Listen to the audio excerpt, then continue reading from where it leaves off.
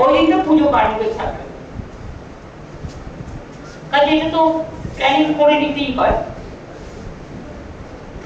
Police, traffic management থেকে law and order সবই দেখবেন, সারা দিনটা সেটা পরিশ্রম করে।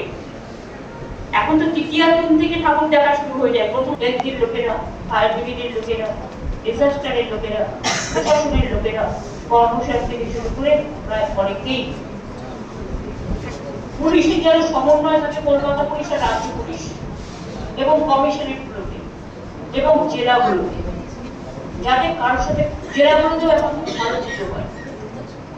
জেলার প্রত্যেকটা পুজো আমি দেখতে পাই, কারণ এই সময় টিভি ঘুরি ঘুরি দেখি, এবং তারা এত ভালো পুজো করছে আজকাল, এবং তাদেরও ভিড় বাড়ছে। জেলা পুলিশকেও অনেকটা সামাল দিতে হয়, জেলা প্রশাসককে। জেলার পুজোর কিন্তু চাহিদা খুব বেড়েছে এবং ওদের থিমও খুব ভালো। আমি দেখেছি যা থিম করে ওরা, অনেক সময় আমরা ভাবতে পারি না, ওদের থেকেও আমাদের শিক্ষা নেওয়া উচিত। পুলিশের